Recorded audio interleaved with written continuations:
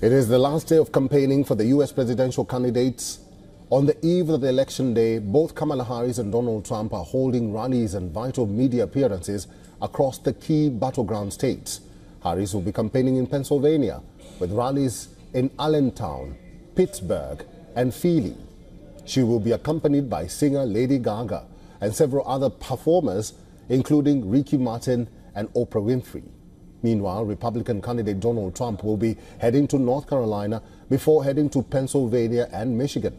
As Pennsylvania is a crucial battleground state, Trump and Harris will even be holding dueling rallies in the industrial city of Pittsburgh. As per Harris' campaign team, their effort of mobilizing voters is bringing a change. They also said that its volunteers knocked on hundreds of thousands of doors each of the battleground states this weekend. The campaign says its internal data shows that undecided voters are breaking in their favor, particularly women in the battleground states, and that they see an increase in early voting among core parts of their coalition, including young voters and voters of color. However, Trump's campaign has its own canvassing team, but it is effectively outsourced most of the work to outside political campaign committee, allied with political groups that can rise and spend unlimited sums of money. Meanwhile, on the campaign trail on Sunday, Trump promised party time after Tuesday's election after beating Democrat Kamala Harris during his rally in Georgia.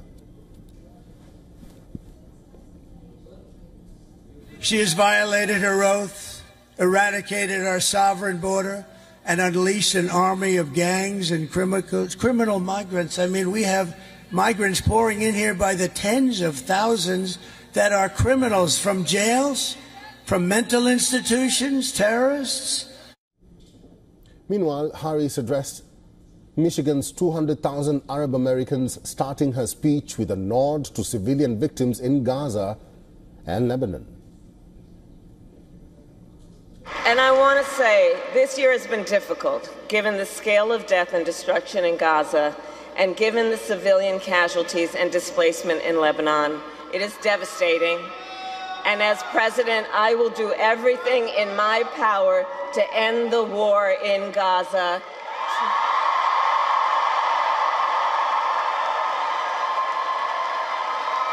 To bring home the hostages, end the suffering in Gaza, ensure Israel is secure, and ensure the Palestinian people can realize their right to dignity, freedom, security, and self-determination. Moreover, both sides say they are encouraged by huge early turnout numbers, with over 78 million people having voted already, around half of the total number of ballots cast in 2020.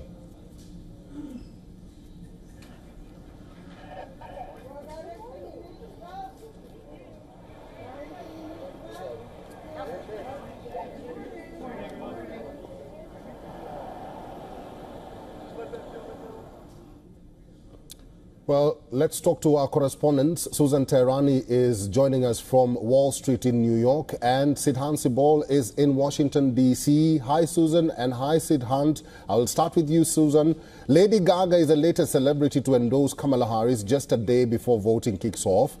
Do these endorsements really have any impact, especially when it is the final stretch and contenders are presenting their final pitches? You know, there was a time when Hollywood really had an appeal, and it's not just during campaigning. It was during Oscar season, during, you know, the award ceremonies. There was just sort of this appeal of Hollywood and the celebrity that was very interesting for the average American. Now, you can blame it on social media, where there's so many stars now and everyone can be a star.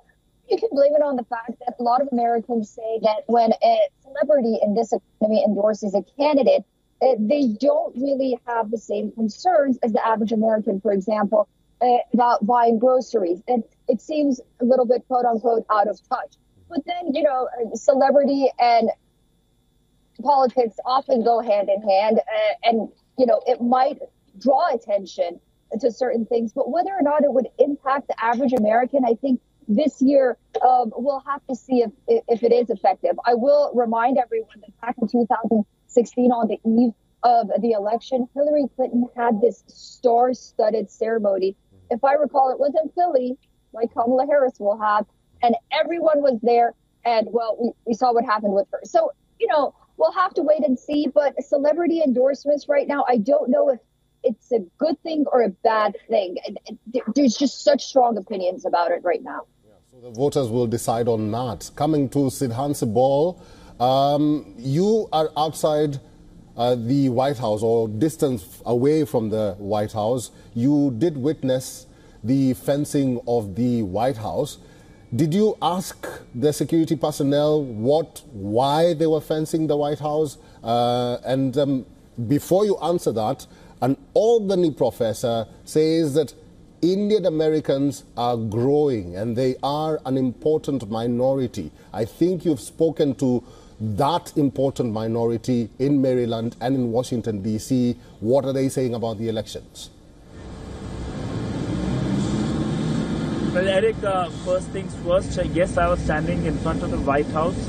I was asked to move along with all the people there because they've closed the park which is behind the White House as a security measure. So I had to move and essentially that's the situation on the ground. Heightened security is something that is very visible. In fact, around me they are right now building fences to make sure that if there is a post-poll violence or any protest, there can be any safeguarding of the important institutions and public places, and of course places like the White House. Nobody wants a repeat of what happened in January 2021, and that is on the top of the mind of everyone on the ground. There is a sense of fear on the ground when it comes to what happens on 5th evening and 6th morning here in Washington DC, and also in the swing states as well.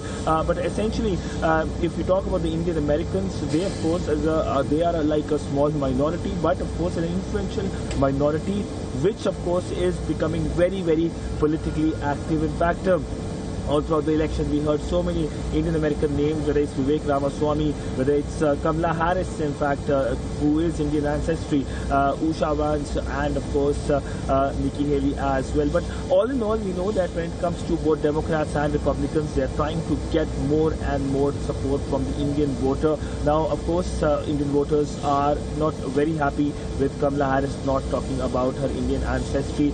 They, of course, would like to see more emphasis by her on her Indian ancestry during the campaign trail. But all in all, we know that the Republican candidate Donald Trump's post on social media on Bangladeshi Hindus is something that has caught the eye of the Indian American diaspora, and they of course have been welcoming that position or reaction, and they see more action if when it comes to Donald Trump coming to power. The Indian, of course, the Indian American diaspora has been traditionally supporters of the Democrats, but Kamala Harris clearly hasn't been able to capture that voting bloc here in the United States very well as compared to what Biden was able to do.